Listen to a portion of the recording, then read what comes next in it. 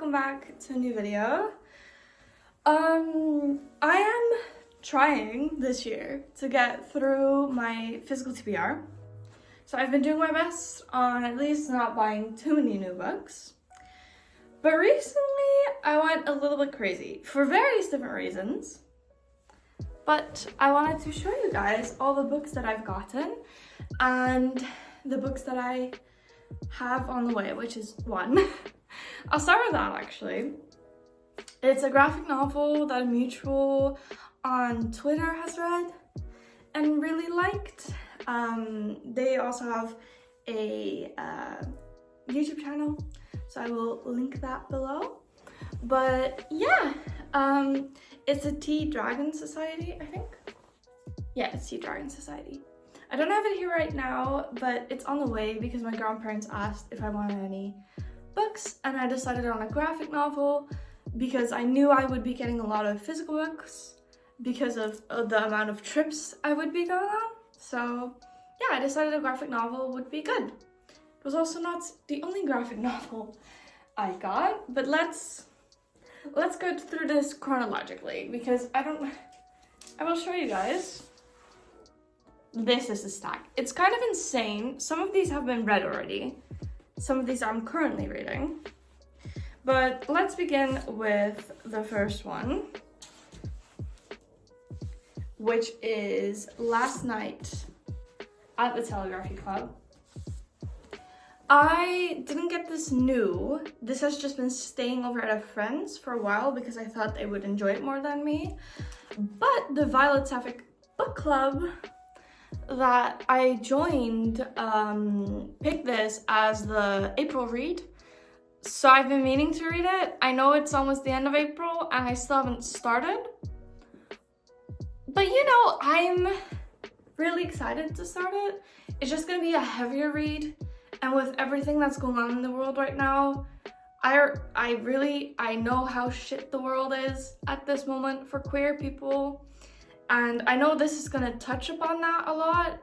So I've been kind of putting off reading it because the real world is already so dark at the moment that I don't know if I can handle a very serious book on the side of it. But I will be reading this. It is on my TBR and I will be reading this at some point. I just, not at this specific moment. It's not gonna be my next read. So, yes. Second, I ordered books online. I ordered She Drives Me Crazy, which I don't have currently with me because I'm going to be selling it because I didn't like it. It's a... Oh, I didn't even tell you what Last Night at the Telegraphy Club was about. We swapped back to Last Night at the Telegraphy Club. This is why I usually have notes. I'm going in no notes this time, so... Last Night at the Telegraphy Club is about two women falling in love. And that's what I know about it. I also know that it has Chinese American representation.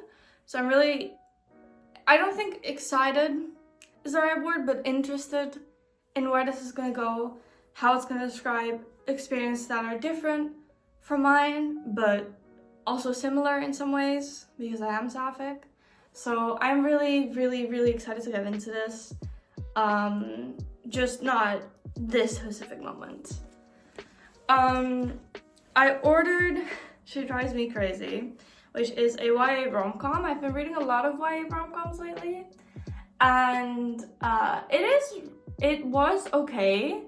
I just think it's a little bit too messy for me for a YA rom-com. It just was a little bit too messy. It's a, not rivals to lovers. It's like a quote-unquote enemies to lovers, like dislike to lovers, hate to lovers even. I just think the book was biting off more than it could chew. If it picked one of the topics that I wanted to talk about, like getting over an ex, or the actual hatred and the vision between them two, or like, you know, stuff like that. I just wish I'd picked one topic and stuck with it, because now all the topics that I did try to address felt like half-assed. Sorry. I ended up giving it 2 stars, which might have been because I was in a bad mood. I would give it like a lower end of 3 stars now, or like a 2.5, I think. So it's not bad. It just really wasn't for me.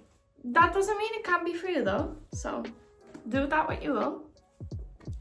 Then, second book is Brewed with Love. I got this in the same order. I really wanted Brewed with Love, and that was why I started ordering the books, but I ended up getting really sidetracked because my my book like site that I ordered from said if I paid $15, I would get free shipping, or like $20. And one book was not cutting that. So I thought I might as well order 2, because I'm not going to pay shipping if I could pay for a book. So. And I originally got this, but it came in damaged, so I had to reorder it. But it's really cute. I finished this yesterday. It is adorable. I think I gave this 3 stars, but it's on like the higher end of the 3 stars. Some tropes in here, very cute. Witchy. Apothecary, I don't know if I say that right, but it's really cute. A brewery, potion brewing thing, so cute. A little mystery on the side. Yeah, no, it was really fun, and it was really, really cute. It's also an X's to lovers, if you really like that, but it's not like a full-on X's, because they're fucking teenagers, but I really, really enjoyed this still, and it is definitely on the higher end of a 3 star, I think. I just have been having trouble reading, so that always affects my ratings. So 3 stars, but like on the higher end of it. So this is already finished. Then I got this, which was a surprise buy. This was an impulse buy. This was the like only real impulse buy on here, because I was in the city, I was in a bookstore, and I decided I would get this. This is the, oh goodness, the words. The Ornithologist's Field Guide to Love. Yes, words English, not my native language. I started like a chapter in this. I'm already enjoying this. I have it paused right now because I want to focus on some other books, but this is a romantasy, historical romantasy, where we get to see 2 like bird scientists, like professors who are really into researching birds. We get to see them, 2 rivals, fall in love over the search of a bird. And I'm really excited for this, because Katie is reading with Katie. Don't know either, but she read the 2nd book in the series, I think, and really liked it. So I'm really excited to read this. The romance seems fun from what I've heard, so we shall see. I will get into this at some point. Then I went to the Run Fair, and I told myself one thing. If I see like an indie bookstore, like a bookseller, like a market, I would buy from them, because I want to support my indie bookstores, and I genuinely think they always have great books there. And I couldn't buy a book I wanted there last time I went to the Run Fair, so I was like, this time I'm not passing that up, and I am actually buying a book. So I bought this, Off With Their Heads. Look at that cover. It's so beautiful. And this is an Alice in Wonderland retelling. It's sapphic. It's an betrayal at enemies to lovers. And it has Korean mythology worked into here, like Korean folklore. So I have been reading this But I'm really slow with this because this is a lot more prose heavy and a lot darker than I usually read. I am a very fluffy reader. This not fluffy. But I saw this and I picked it up and then I put it down again. And then my friend who I was at the Renfrew with, he pointed at it and was like, that looks sapphic. So I was like, you know what? I'm gonna read the back properly. And it was indeed sapphic. And I told myself that if I really wanted to, I could get it because it is an indie bookstore. It is a lesser known author, I think. So I was like, I might as well support some people, you know. Excuse to buy more books. But no, I really, really, really have been enjoying this so far. It's really interesting the way the magic system is set up because they seem a little bit insane due to their magic. Really cool. Really, really, really cool. I'm 50 pages in. This is a current read. I just currently haven't very checked out of reading, so I can't read something that's very heavy and prose heavy. But I have been really enjoying this when I did read it like a week ago, and I think this is going to be a really good read. As far as I know, this is a standalone. But yes. Wait, I just saw something. This is the author of the YA sci-fi duology Gearbreakers. That is a popular author then. I haven't read Gearbreakers, but I have heard a lot of good things about it. So maybe that is reason why this is absolutely as gorgeous as it is so far. Then, near me in Utrecht, a English lit bookstore opened up. And a friend of mine went to their opening and also said to me, you should come. And I was in Utrecht like the day after the opening. And I said to her, come with me and we'll go to the bookstore together. You can show me around. And I had one goal going into this bookstore. I wanted the third Emily Wilde book. And that was going to be it. That was going to be it. That was going to be what I bought. Third Emily Wilde book. But they didn't have it. And my mom was with me and she said, you can just pick another book. Pick one book that you like and I'll buy that for you. And then we'll get Emily Wilde's across from the bookstore is another bookstore that probably did have Emily Wilde. And the book that I ended up picking up was Cleat Cute, which is by an author who recently did like a little interview with Ashley Herring Blake, which if you know me, you know that Ashley Herring Blake is absolutely one of my all-time favorite authors. So how could I say no? How could I say no to this? No, it was a cute rom-com, sapphic rom-com adult, and I thought, I don't have many of those on my shelf anymore because I've been getting through them. I have a very diverse shelf, but a lot of them are either like YA or it's genres I don't really read from or have a specific time that I want to read them in, like some classics, some holiday romances that I want to read around Christmas holiday time, some heavier books, some essay books. So I didn't have any except for Written in the Stars, but that's going to be a reread. But I didn't have any adult sapphic rom-coms anymore, so I thought I would pick this up. And I'm really excited about this. This is a like rivals to lovers. They're replacing each other in a team. Ooh. It's supposed to be really good. And they work good as a team apparently in the book as well. I am really excited. This is also going to be my first ever sports romance. I've never dabbled into that world. So we will see.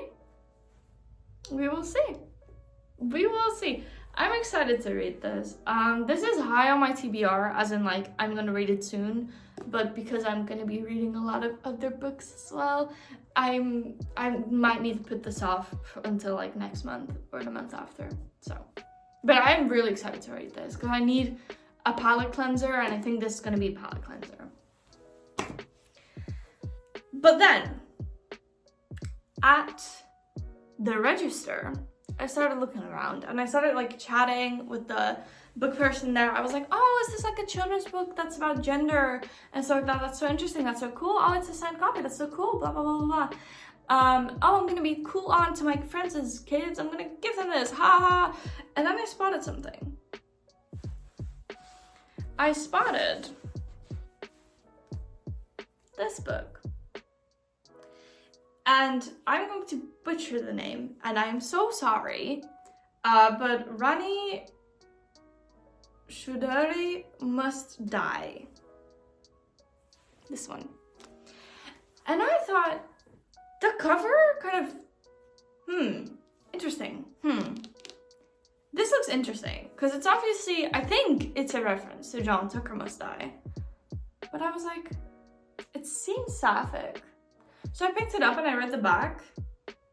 And I thought, oh, this is interesting. Like, this is fun. This is really fun. And then I looked at the bottom. And I saw The Henna Wars and Hani and Issues Guides to Fake Dating, which I read and I swapped with my best friend who lives in England.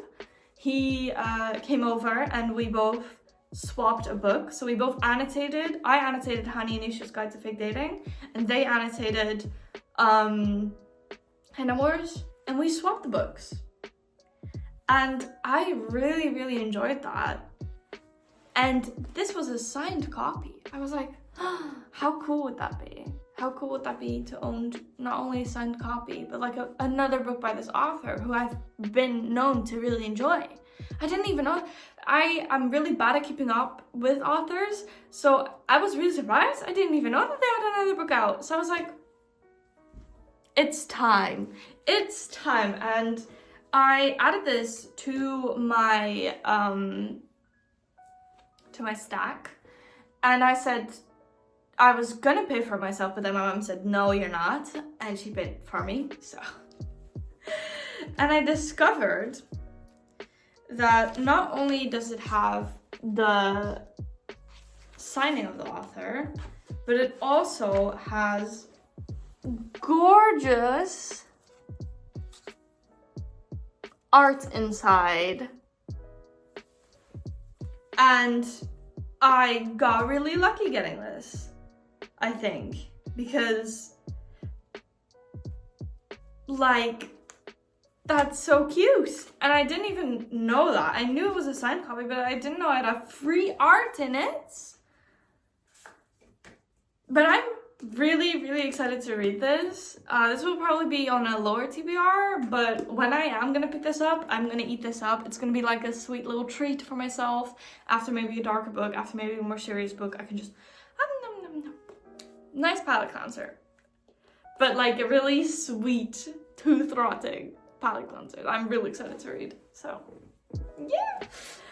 And then we went to the other bookstore, and I said to myself, if I see a graphic novel I really like, I will buy it for myself, because I have been struggling to read. And for struggling, I mean I'm still finishing books, but it's a lot slower and I'm a lot less focused when I am reading. I think it's important to keep up habits, even though you're doing them half-assed. It's better to keep up a habit doing it half-assed than quitting, I think. So I wanted to make reading easier for myself, and I knew a graphic novel would do that because it takes less time to focus, and it takes, for me, it's less words, so it's easier. And I saw this one, which is Mismatched, and it looked, the colors are so cute, and it's about a matchmaker in school, and there's going to be some drama regarding that and his matchmaking, and I am just really excited to read this. This is going to be also really nice palette cleanser. As you can see, I've been getting a lot of rom-coms, but honestly, I've been missing rom-coms, even though I've been reading rom-coms and romancy, but hey, hey, give me a break. I always miss rom-coms. But I genuinely am really excited. No, but I'm really excited to read this, and I think it's going to be gorgeous, and I honestly think it's going to help me read more while torturing myself less. No, I'm kidding. Don't read if that feels like torture. Read, you know, on your own pace. Make reading easy for yourself. Like poetry books for me are easier to get through because I can read a poem a day. Or get graphic novels that are easier to read for me because there's more pictures. I can look at the beautiful art. Get a rom-com if that's your preferred genre, or maybe a little mystery. I know a lot of people like mysteries when they're in a reading slump. So make reading a hobby you enjoy. Do not just read to read, but read to love reading, in my opinion. So kind of deep there. And then my next read, and my most anticipated from this stack, she's here. She has arrived. My baby is home. Emily Wilde, number 3. This is gonna be my next read. I'm planning to hopefully get through it next week, but we'll see if I get through it, because how many pages?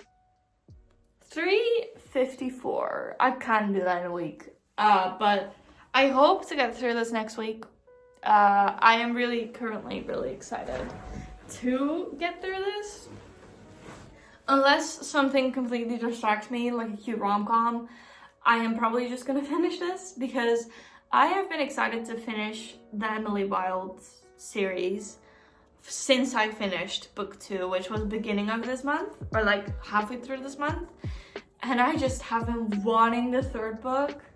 But at first I was doubting, because the book size, I'm gonna use this as a reference. This is like what the other Emily Wilde book sizes are, and then this is this one. So they're different sizes. And I complained about it on Twitter, and a mutual of mine said that they're not coming out in a smaller size until like maybe a year in, probably, into publishing.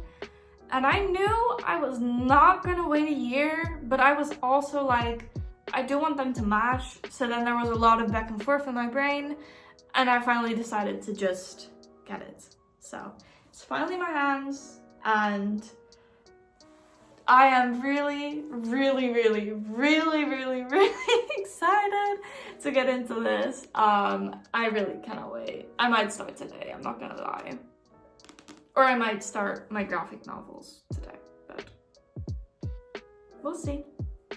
But yes, I hope you guys had a nice time watching this video. It's a lot more low-key and a lot less informative, I feel, because, well, this is kind of an ombre. Because it genuinely wasn't, like, I didn't write any notes. I was going in blind, but with only this stack of books. So I hope you guys still enjoyed it, and yeah, hope you guys have a nice day. Bye bye. See you very soon.